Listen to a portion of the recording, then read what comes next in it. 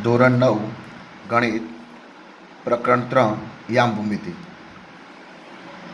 સંખ્યા રેખા ઉપરના પ્રત્યેક બિંદુને સંગત અનન્ય વાસ્તવિક સંખ્યા મળે. તમે ધોરણ 8 સુધીમાં આ ભણી ગયેલા છો.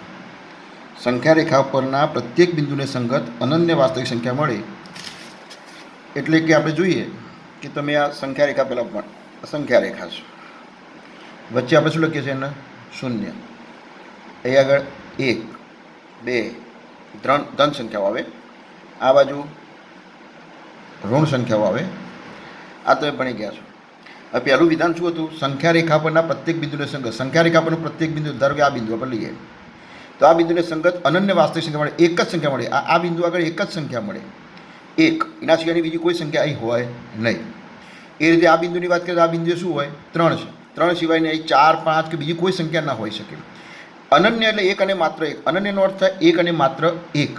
એટલે સંખ્યા રેખા પરના પ્રત્યેક બિંદુને સંગત, કોઈ પણ બિંદુ લઈએ સંખ્યા રેખા પર, ધારો કે આ બિંદુ મેં લખ્યું નથી, અહીં બિંદુ અમે મૂક્યું, તો આ બિંદુને સંગત કોઈ સંખ્યામાં શોધ્યું હોય તો કોઈ એક જ સંખ્યા મળે. 3 પછી અહીં 4. હવે આ બિંદુ વચ્ચે તમે એમ થાય કે આ બિંદુ લઈએ તો હા, એ બિંદુની સંગત પણ સંખ્યા તો એક જ મળે. ધારો કે 1 અને 2 ના વચ્ચો હોય તો 1.5. બીજું વિધાન એના જેવું જ પ્રત્યેક વિધાન, પ્રત્યેક વાસ્તવિક સંખ્યાને સંગત, પ્રત્યેક વાસ્તવિક સંખ્યાને સંગત અનન્ય બિંદુ મળે. એટલે કોઈ પણ વાસ્તવિક સંખ્યા લઈએ, તમને સંખ્યા રેખા પર એમ કહું કે ભાઈ 8 દર્શાવો, તો સંખ્યા તો મળી, તો એને બિંદુ કેટલા મળે? 8. એક જ બિંદુ આગળ 8 હોય, બીજે ક્યાંય હોય નહીં. એટલે આ બંને વિધાનો એકબીજા પ્રતિવિધાનો છે. ફરીથી સંખ્યા રેખા પરના પ્રત્યેક બિંદુને સંગત અનન્ય વાસ્તવિક સંખ્યા મળે અને પ્રત્યેક વાસ્તવિક સંખ્યાને સંગત અનન્ય બિંદુ મળે. હવે આપણે યામ સમતલ, યામ ભૂમિતિમાં યામ સમતલ આવે. યામ સમતલની આપણે વાત કરવાનું છે. તો યામ સમતલમાં કોઈ પણ બિંદુનું સ્થાન દર્શાવવા માટે બે રેખાઓની જરૂર પડે. બે પરસ્પર લંબ રેખાઓની જરૂર પડે. આ મેં અહીં બે પરસ્પર લંબ રેખાઓ બતાવી છે. આ એક આડી રેખા, એને સમક્ષિતિજ રેખા કહેવાય, અને આ ઊભી રેખા એને શિરોલંબ રેખા કહેવાય. એવી અહીં હું બતાવી દઉં છું નવી. આ સમતલ વિચારી લઈએ, આખું આપણું આ સમતલ કહેવાય. નોટનું પેજ એ આપણું સમતલ કહેવાય. એમાં એક આડી રેખા દોરીએ એને સમક્ષિતિજ રેખા કહેવાય, અને બીજી એક આપણે ઊભી રેખા દોરીએ શિરોલંબ રેખા કહેવાય. આ સમક્ષિતિજ અને આ શિરોલંબ. સમક્ષિતિજ રેખાને આપણે એક્સ કહીશું, એક્સ અક્ષ, અને શિરોલંબ રેખાને આપણે વાય અક્ષ કહીશું. હવે આ નોટની અંદર પેજની અંદર, પેજ એટલે કે આપણું સમતલ, યામ સમતલ, એની અંદર આપણે એક્સ અક્ષ અને વાય અક્ષ બે દોરી દીધી. આ બંને પરસ્પર લંબ છે. લંબ એટલે બે રેખાઓ જ્યાં છેદે ત્યાં 90નો ખૂણો બને. તો જો અહીં 90નો ખૂણો બને છે, આ બાજુ પણ 90નો ખૂણો બને, આ બાજુ પણ 90નો ખૂણો બને, આ બાજુ 90નો ખૂણો બને. આ લંબ રેખાઓ કહેવાય. તમે લંબ રેખાઓ ભણી ગયા છો. તો એક્સ અક્ષ અને વાય અક્ષ. હવે સમતલમાં તમે એક્સ અક્ષ અને વાય અક્ષ બે દોરી તો સમતલ આખું જે પેજ હતું એ 4 ભાગમાં વહેંચાઈ ગયું. હવે આ સમતલમાં રેખા જે છે, આ રેખા આટલા સુધી નથી, અનંત સુધી. રેખા તો અનંત સુધી વિસ્તરેલી છે. તો આપણું પેજ જે હતું કેટલા ભાગમાં વહેંચાઈ ગયું? 4 ભાગમાં. આ 1, આ 2, આ 3 અને આ 4. જે 4 ભાગમાં વહેંચાઈ ગયું ચરણ કહેવાય. શું કહેવાય? ચરણ અથવા પાદ પણ કહેવાય. ચરણ અથવા પાદ. એટલે 4 ચરણ બન્યા અથવા 4 પાદ બન્યા કહેવાય. આને પ્રથમ ચરણ કહેવાય, આને બીજું ચરણ કહેવાય, આને ત્રીજું ચરણ કહેવાય, આને ચોથું ચરણ કહેવાય. તો બે રેખાઓ સમતલની અંદર બે પરસ્પર લંબ રેખાઓ આપણે દોરીએ, સમતલમાં બે પરસ્પર લંબ રેખાઓ દોરીએ તો સમતલનું કેટલા ભાગમાં વિભાજન થાય? 4 ભાગમાં. એ ચારેય ભાગને શું કહેવાય? ચરણ કહેવાય. અને એના નામ શું? પ્રથમ ચરણ, બીજું ચરણ, ત્રીજું ચરણ, ચોથું. એટલે પ્રથમ, દ્વિતીય, તૃતીય અને ચતુર્થ ચરણ કહેવામાં આવે છે. બરાબર. હવે જો યામ સમતલમાં કોઈ પણ બિંદુનું સ્થાન ગણવા માટે, હવે યામ સમતલમાં કોઈ બિંદુનું સ્થાન ગણવા માટે બે પરસ્પર લંબ રેખાની આપણને જરૂર પડે, બે રેખાઓની જરૂર પડે. યામ સમતલમાં બિંદુનું સ્થાન દર્શાવવાની પદ્ધતિને ધ્યાન રાખજો. યામ સમતલમાં બિંદુનું સ્થાન દર્શાવવાની પદ્ધતિને કાર્ટેશિયન યામ પદ્ધતિ કહે છે. કઈ? કાર્ટેશિયન યામ પદ્ધતિ કહે છે.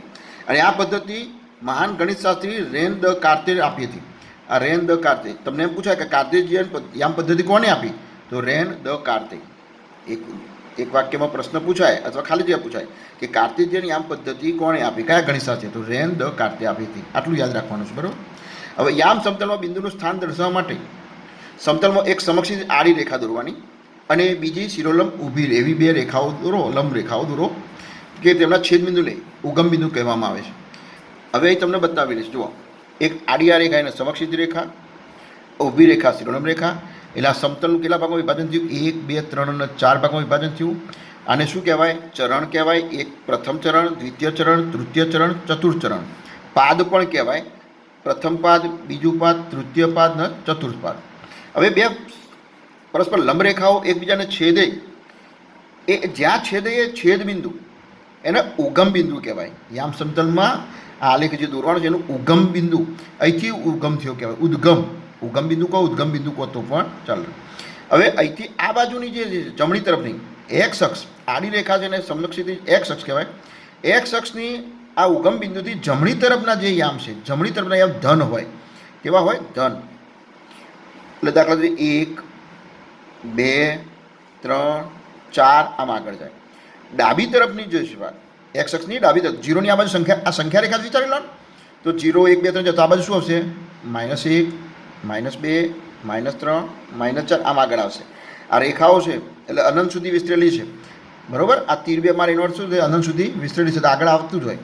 એ રીતે શિરોલંબ રેખા ઉપર પણ બિંદુઓ હોય. તો એ શિરોલંબ બિંદુ ઉપરની તરફની વાત કરીએ, ઉપરની તરફ ધન હોય, ધન બિંદુ. તો આ 1, 2, 3. એટલે નીચેની તરફ તો એ કયા આવે કહો? ચલો, જમણી તરફ આ બાજુ એક્સ અક્ષમાં જમણી તરફ ધન, ડાબી તરફ ઋણ, ઉપરની તરફ ધન, તો નીચેની તરફ કેવા આવે? વિચારો, ઋણ. તો ઋણ.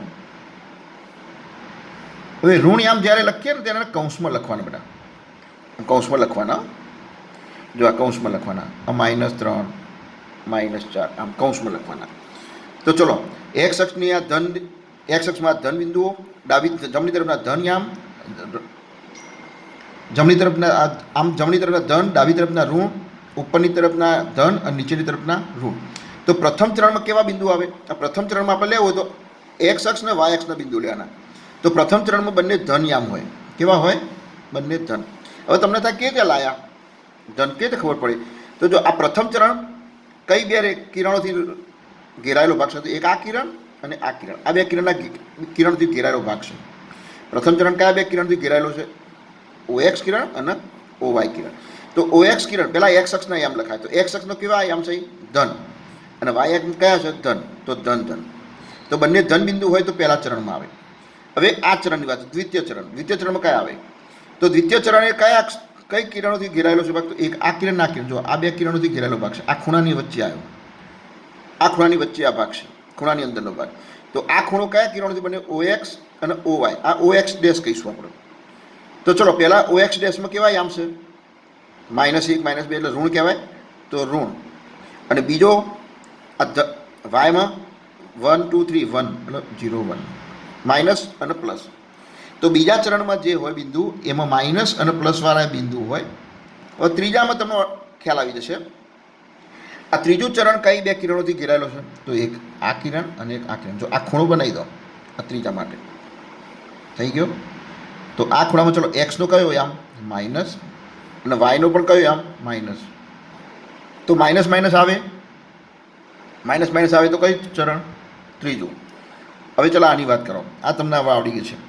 આ ચોથું ચરણ, ચતુર્થ ચરણ કયા બે કિરણોથી ઘેરાયેલો ભાગ છે? તો OX અને OY ડેશ. ચલો આમાંથી પહેલું કઈ લખવાનું? હંમેશા પહેલું એક્સ અક્ષ અને પછી વાય અક્ષ આવે. યાદ રાખજો, આટલું તો યાદ રાખજો, એક્સ અને પછી જ વાય આવે. અમે ABCDમાં XY Z, એક્સ અને પછી વાય આવે. તો પહેલાં એક્સનો યામ જ હોય અને બીજો વાયનો યામ. તો ચલો હવે એક્સની વાત કરીએ. તો એક્સમાં કયા છે? ધન. અને વાયમાં કયા છે? ઋણ. તો ધન અને ઋણ, આ ખ્યાલ આવી ગયો? ધન અને ઋણ. આ બંને જે અક્ષો હતી, આ એક્સ અક્ષ અને વાય અક્ષ, એને યામાક્ષો પણ કહેવાય. બંને અક્ષોને શું કહેવાય? યામાક્ષો. આ બધા એક માર્ક્સના પ્રશ્નો પૂછ્યા છે. અને એક્સ અક્ષ પરના યામ નહીં, એક્સ અક્ષ પરનો જે યામ છે એને કોટી કહેવાય. આ ધ્યાન રાખજો, નવો શબ્દ આવ્યો છે. એક્સ અક્ષ પરના યામને કોટી કહે છે અને વાય અક્ષ પરના યામને ભુજ કહે છે. એક્સ અક્ષ પરના યામને કોટી અને વાય અક્ષ પરના યામને ભુજ પણ કહે છે. બરાબર, યાદ રાખજો. ઓકે, ચલો.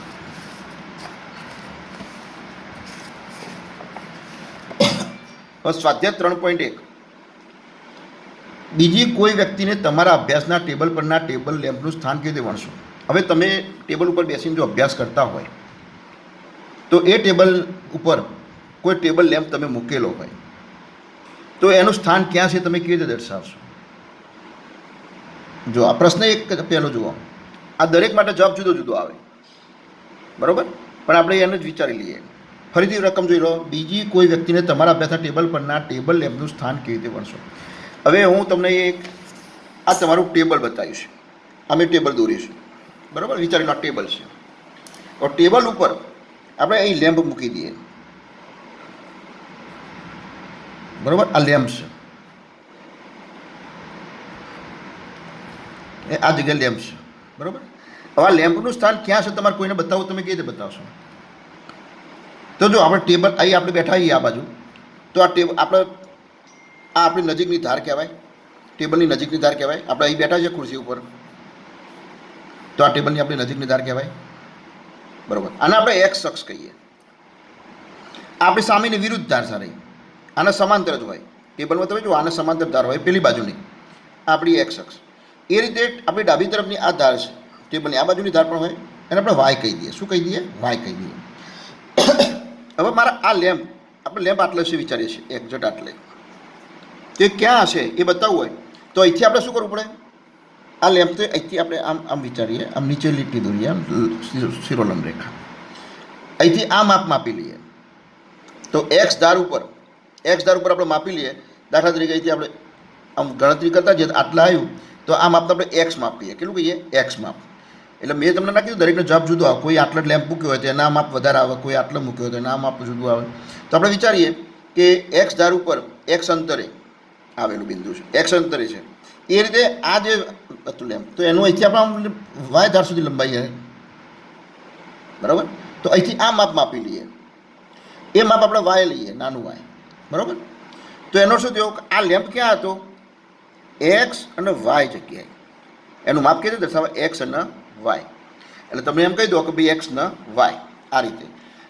હવે આંકડામાં તમને કહું, દાખલા તરીકે આટલો ભાગ તમે માપો તો આ ધારો કે 5 સેમી થયો. કેટલો થયો? 5 સેમી. અને આરે 4 સેમી થયો. કેટલો?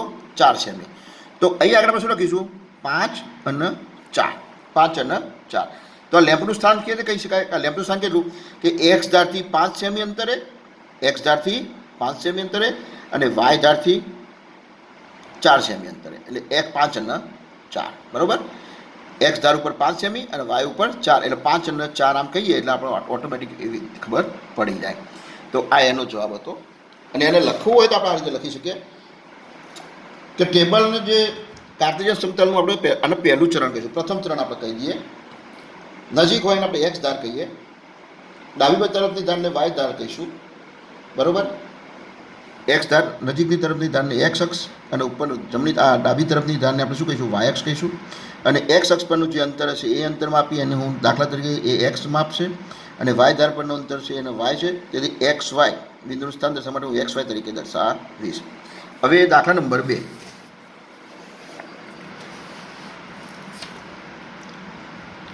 શેરીનો નકશો. એક શહેરમાં 2 મુખ્ય રસ્તાઓ શહેરના કેન્દ્ર આગળ એકબીજાને છેદે છે. હવે રકમ વાંચતા જવાનું છે ને એની આકૃતિ દોરવાની છે. તો જો એક શહેરના 2 મુખ્ય રસ્તાઓ શહેરના કેન્દ્ર આગળ એકબીજાને છેદે છે. તો આપણે એ 2 રસ્તાઓ આપણે દોરી દઈએ.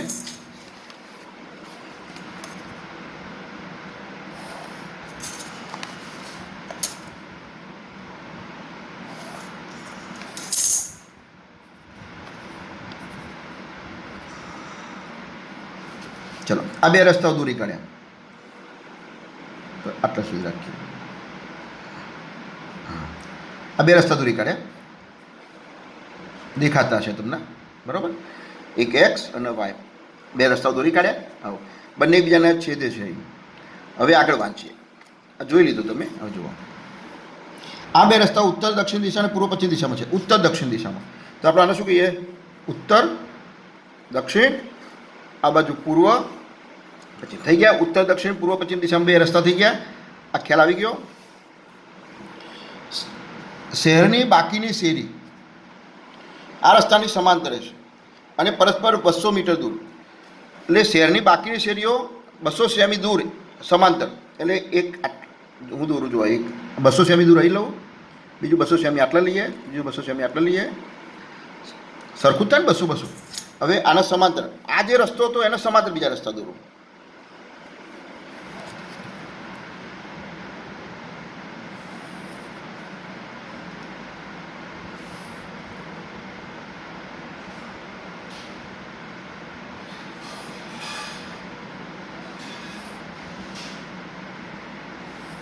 ચલો આ સમાંતર થઈ ગયા રસ્તાના.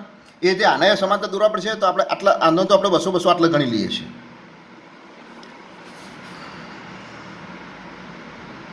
આ તો સમાંતર જ આવવાની. પણ પહેલા ચરણમાં જ ચર્ચા કરીશું 4ની જગ્યાએ, કારણ કે બધાય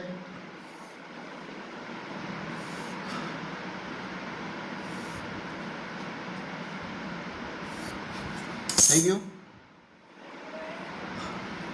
હા, હવે આ 200 સેમી અંતરે આપણે અહીં આપણે 1 લખીએ તો બીજા 200 સેમી અંતરે કેટલા લખવું પડે? 2, 3, 4, 5.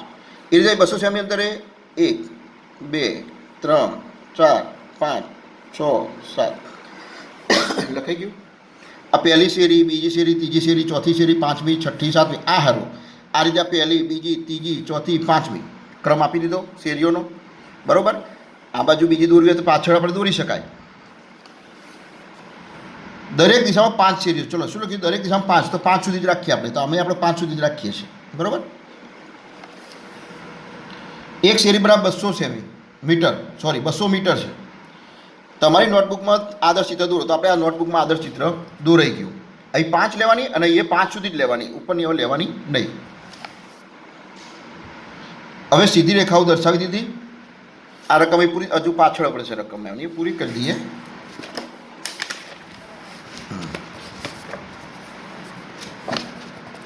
હવે જુઓ, તમારી જોડે પુસ્તક હોય તો પુસ્તક જ તમે લઈને બેસજો, એટલે થોડું વધારે ખ્યાલ આવે. તમારા નમૂનામાં શહેરમાં ઘણી બધી છેદતી શેરીઓ છે. આ છેદતી શેરીઓ ઉત્તર દક્ષિણ દિશામાં અને પૂર્વ પશ્ચિમ દિશામાં જતી હોય તેવી 2 શેરીઓ બનેલી છે. દરેક લંબ શેરી નીચેના અનુસંધાનો દર્શાવો. બીજી શેરી, બરાબર, 5મી શેરી પૂર્વ પશ્ચિમ દિશામાં ક્યાં મળતી હોય તે બધું. હવે જો એને 2, 5 કીધું, એને શું કીધું કે એને એક બતાવ્યું કે અહીંથી આ 2 x અક્ષ પર 2 અને y 5, એને આ બિંદુ બતાવી દીધું. 2, 5 અહીં છે. આમ 2 એટલે પૂર્વ પશ્ચિમ દિશામાં 2 શેરી, 5 એટલે ઉત્તર દક્ષિણ 5 શેરી. હવે આગળ કેટલી છેદતી શેરીઓનું સમાધાન નામાભિધાન 4, 3 તરીકે દર્શાવે. ફરીથી, કેટલી છેદતી શેરીઓનું નામાભિધાન 4, 3 તરીકે થઈ શકે. હવે આમાં 4, 3 તરીકે કઈ થઈ શકે? હવે જો મેં તમને કીધું પહેલો જે આમ હંમેશા x હોય અને બીજો કયો હોય? y. 4, 3 દર્શાવ કીધું તો આમાં 4 ક્યાં છે? x અક્ષ પર, 1 અહીં આગળ. અને 3 ક્યાં છે? y અક્ષ પર. 4, 3 કીધું છે. 4, 3 પહેલું 4, 3 નો પ્રશ્ન છે. તો x અક્ષ પર 4 આટલે છે અને y અક્ષ પર 3 અહીં છે. તમારી જોડે પુસ્તક હશે ને તો ફાવશે, વધારે મજા આવશે. 4 અને આ 3, તો 4, 3 ક્યાં ભેગા થાય છે? અહીં આગળ. આ એક જ જગ્યાએ ભેગા થાય. તો 4, 3 એક જ જગ્યાએ ભેગા થાય, અનન્ય જગ્યા, અનન્ય બિંદુએ. બરાબર. તો પહેલો પ્રશ્ન જે હતો કે કેટલી છેદતી શેરીઓનું નામાભિધાન 4, 3 તરીકે થઈ શકે? તો એક જ, અનન્ય. બરાબર. અનન્ય શેરીઓનું નામાભિધાન 4, 3 તરીકે થઈ શકે. બીજો પ્રશ્ન, કેટલી છેદતી શેરીઓનું નામાભિધાન 3, 4 તરીકે થઈ શકે? હવે જો આ બંને જુદા, 4, 3 ને 3, 4 છે. બરાબર સમજો. 3, 4 તો પહેલો કેટલો? 3, 4. તો પહેલાં ક્યાં જોવાનું? બીજો પ્રશ્ન 3, 4 તો 3 ક્યાં છે? અહીં આગળ એક્સમાં જોવાનું. અને 4 ક્યાં છે? ત્યાં આગળ. તો આ પણ જુદું જ બિંદુ આવ્યું, 3 અને 4. તમે આમ જુઓ, આ 3 x અને yનો કેટલો? 4. 3, 4 થઈ ગયો. આ બિંદુ થઈ ગયું, આ થઈ ગયું. તો આ પણ કેટલા મળે? અનન્ય જગ્યા જ મળે, અનન્ય જ મળે. બરાબર. આવી રચના તમે જુઓ તો ગાંધીનગરની અંદર જે રસ્તાઓ છે એ રસ્તાઓ આ પ્રકારના રસ્તાઓ છે, તમે જોયા હશે. પરસ્પર લંબ અને 1-1 કિલોમીટરના અંતરે છે દરેક રસ્તાઓ. બરાબર. હવે જો સ્વાધ્યાય 3.2 તમને હવે આવડી જાય છે. હવે આ સમજવાનું મૌખિક ચર્ચા કરું છું. બરાબર. અને તમને આવડશે. જો દરેક પ્રશ્નના નીચેના દરેક પ્રશ્નના જવાબ આપો. પહેલો, યામ સમતલમાં કોઈ પણ બિંદુ દર્શાવવા ઉપયોગમાં લેવાતી સમક્ષિતિજ અને શિરોલંબ રેખાઓને શું કહે છે? ફરીથી જોડો, યામ સમતલમાં કોઈ પણ બિંદુ દર્શાવવા ઉપયોગમાં લેવાતી સમક્ષિતિજ અને શિરોલંબ રેખાઓના નામ શું છે? હવે આ આકૃતિમાં છે, જો આ સમક્ષિતિજ રેખા અને આ શિરોલંબ રેખા આપણે બંને બતાવી હતી હમણાં. તો સમક્ષિતિજ રેખાનું નામ શું આપી દીધું? x અક્ષ. અને ઊભી રેખાને શું નામ આપી દીધું? y. તો રેખાનું નામ શું છે? x અને y અક્ષ છે.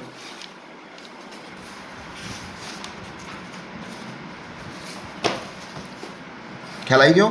જવાબ શું આવ્યો? સમક્ષિત રેખા અને શિરોલંબ રેખાઓના નામ શું? તો સમક્ષિત રેખાનું નામ x અક્ષ, શિરોલંબ રેખાનું નામ y અક્ષ. આ બે રેખાઓથી બનતા સમતલના દરેક ભાગનું નામ શું છે? દરેક ભાગનું નામ, તો તમને એ દરેક ભાગનું નામ મેં કીધું હતું. શિરોલંબ અને સમક્ષ રેખા દોરી દરેક ભાગનું નામ શું કહેવાય? તો આ પ્રથમ ચરણ, આ એક જોઈ લો, આ પ્રથમ, બીજું ચરણ, ત્રીજું ચરણ અને ચતુર્થ ચરણ. તો બે રેખાઓથી બનતા સમતલ દરેક ભાગનું નામ શું છે? ચરણ. બંને દરેક ભાગનું નામ શું કહેવાય? ચરણ અથવા પાદ. ચરણ અથવા પાદ. આ બે રેખાઓ જ્યાં છેદે તે બિંદુનું નામ શું? ચલો, આ બંને રેખાઓ છેદે તે બિંદુનું નામ શું? ઉગમ બિંદુ. શું જવાબ આવે? ઉગમ બિંદુ. તો 3 જવાબો તમને ખ્યાલ આવી ગયો. ફરીથી જવાબો જોઈ લો. સમક્ષ ક્ષિતિજ રેખાનું નામ શું? એક્સ અક્ષ. શિરોલંબ રેખાનું નામ શું? વાય અક્ષ. બે રેખાઓથી બનતા સમતલના દરેક ભાગનું નામ શું? ચરણ. અને આ બે રેખાઓ જ્યાં છેદે તેનું નામ શું? નામ ઉગમ બિંદુ. હવે અહીં આગળ જો 3.14 આકૃતિ નીચે આપેલી છે. માગ્યા પ્રમાણે જવાબ લખવાના છે. બિંદુ બીના યામ જણાવો. બીના યામ જણાવો. તો ચલો, બિંદુ બી ક્યાં છે શોધી કાઢો. આ રહ્યું. તો આના યામ લેવા હોય તો પહેલો કયો લેવાનો? એક્સ અક્ષ પર. તો એક્સ અક્ષ પર જોઈ લો, આ એક્સ અક્ષ. તો એક્સ અક્ષ પર કેટલું છે? -5. તો અહીં લખવાનું -5. અને વાય અક્ષ પર જુઓ કેટલો છે? 2. તો -5 અને 2. તો પહેલો જવાબ શું આવ્યો? બીના યામ શું આવ્યા? -5 અને 2. બીના યામ શું આવ્યા? -5 અને 2. બિંદુ સીના યામ જણાવો. ચલો, સીના યામ શોધી કાઢો જાતે. આ સીના યામ, સી બિંદુ અહીં છે.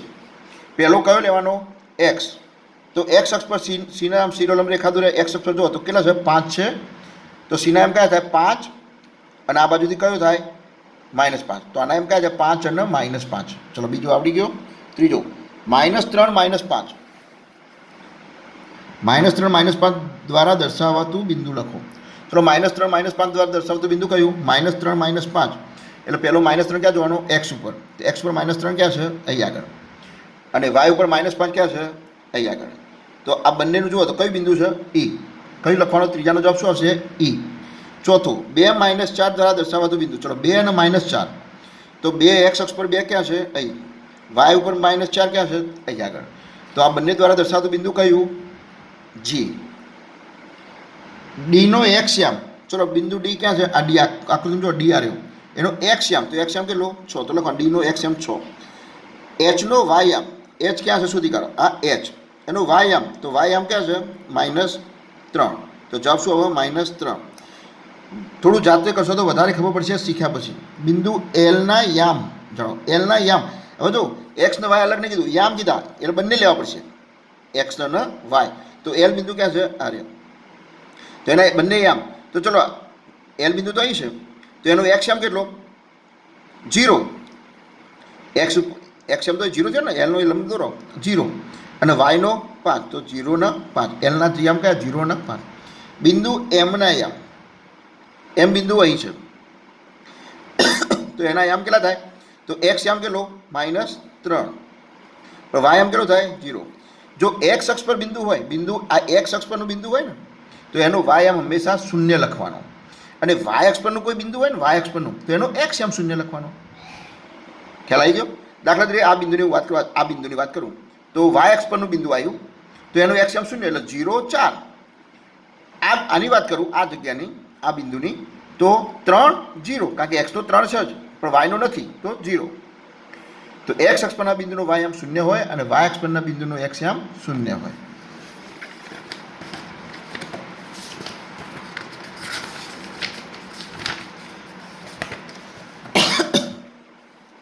સ્વાધ્યાય 3.3.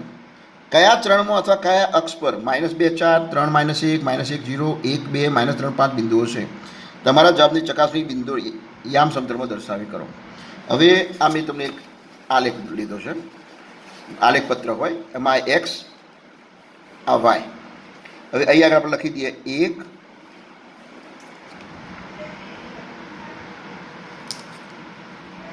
2 3 4 5 6 7. એ જઈ આગળ 1 2 3 4 5 6 7 8 9. આવડશે ને? આવું તો -1. જો માઇનસમાં શું લખવાનું? કૌંસ કરવાનો. 4 5 6. જો બરાબર, જો આ ઘાટી લીટીઓ દેખાશે વચ્ચે ઝાંખી છે, 5 ઝાંખી, 5મા નંબરની ઘાટી લીટી છે. તો ત્યાં આગળ આપણે 1 લખ્યો, 2 લખ્યો, 3 લખ્યો, 4 લખ્યો, 5 લખ્યો, ઘાટી છે. ચાલો, બરાબર. અને અહીં આગળ રીતે લખી કાઢ્યા. તમે લગભગ આલેખ ભણેલા જશો. નીચે શું આવશે? -1 -2 -3 -4 -5 -6. આપણે આગળ બધા આટલું રાખીએ છીએ, બરાબર. હવે દરેક બિંદુની ચર્ચા કરીએ. ચલો, પહેલું કયું છે? -2 અને 4. -2 ક્યાં જોવાનો? પહેલો એક્સમાં, અને વાયમાં કેટલો જોવાનો? 4. તો ચલો, -2 ક્યાં છે? એક્સમાં, અહીં આગળ -2. અને 4 ક્યાં છે? વાયનો અહીં આગળ. તો બિંદુ અહીં આગળ આવ્યું. આ બિંદુ આપણે ટપકું કરવાનું આમ, અને આમ રાઉન્ડ કરી દેવાનું. આ બિંદુ કયું? -2 અને 4. આ બિંદુનું શું કહેવાય? -2 4. તો કયા ચરણમાં છે? પહેલું અને આ બીજું, તો દ્વિતીય ચરણમાં. એનો જવાબ શું માગ્યો છે? બિંદુઓ છે, બરાબર. કયા ચરણમાં અને કયા અક્ષ પર બિંદુઓ છે? તો પહેલું કયું આવ્યું? પહેલું ક્યાં આગળ આવ્યું? બીજા ચરણમાં. ચલો, બીજું 3 અને -1. ચલો, 3 એક્સનો 3 અને વાયનો -1 ક્યાં છે? તો આ બિંદુ અહીં આવ્યું. 3 - તો કયું ચરણ આવ્યું? ચતુર્થ. ત્રીજો -1 0. ચલો, એક્સની -1 અને વાયની 0. હવે વાયની 0 એટલે એક્સ અક્ષ પરનું બિંદુ થઈ ગયું. તો આ બિંદુ અહીં આવશે. તો એ કયું કહેવાય? એક્સ અક્ષ પરનું. ક્યાં કહેવાય? એક્સ અક્ષ પર. 1 2. તો 1 અને 2 અહીં આગળ આવ્યું. કયું ચરણ કહેવાય? આ ચરણ કયું? પ્રથમ. -3 -5. ચલો, બંને માઇનસ. તો -3 ક્યાં છે? અહીં આગળ. અને -5 ક્યાં છે? અહીં આગળ. તો આ બિંદુ આવ્યું. કયું ચરણ કહેવાય? તૃતીય. કયું કહેવાય? તૃતીય, બરાબર. ચલો, બધા બિંદુ લખાઈ ગયા, દર્શાવી પણ દીધા આપણે, બરાબર. તો આ દાખલો એ પૂર્ણ થઈ જાય છે.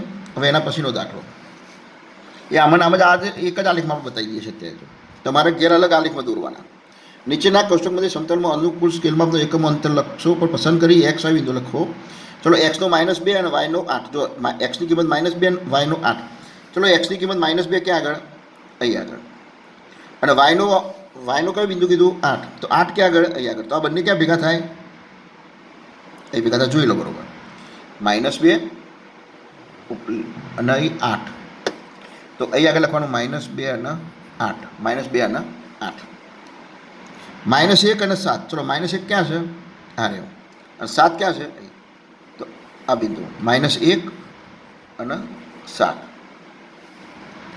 ત્રીજું બિંદુ કહેવાય કે 0 અને -1.25. 0. ચલો, એક્સ આમ તો 0 થઈ ગયો. એટલે બિંદુ એક્સની કિંમત 0 આવે એટલે વાય ઉપર જ આવે. તો વાય એક્સ પર -1.25. ચલો, -1.25 -1 અને -2 ની વચ્ચે આવે. -1 અને -2 ની વચ્ચે એક્ઝેક્ટ આપણે લઈએ એટલે -1.5 આવે, અને એની વચ્ચે આપણે લઈએ આટલે આવે, બરાબર. તો આ બિંદુ, તો અહીં આગળ શું કયા એમ આવ્યા? 0 અને -1.25. 0 અને -1.25. 1 અને 3. તો 1 અને 3 એ લખવાનું પાછું. 1 અને 3. 3 -1. 3 અને -1. તો આ રીતે તમે બે આલેખો દોરી શકો, બરાબર. એટલે અહીંયા આગળ આખું આ પ્રકરણ પૂર્ણ થાય છે. અને 3.1, 3.2 અને 3.3 છે, બરાબર. 3.2માં તો આલેખ છે નહીં. 3.3માં આલેખ હતા. આલેખ બહુ સહેલા છે. તમે આગળ લગભગ ભણેલા જશો. ના ભણ્યા હોય તો આ જોશો. એવું ખબર ના પડે તો ફરીથી એ વિડીયો જોઈ લેવાનો. 2-3 વખત વિડીયો જોશો તો ખ્યાલ આવી જશે, બરાબર. Okay, thank you.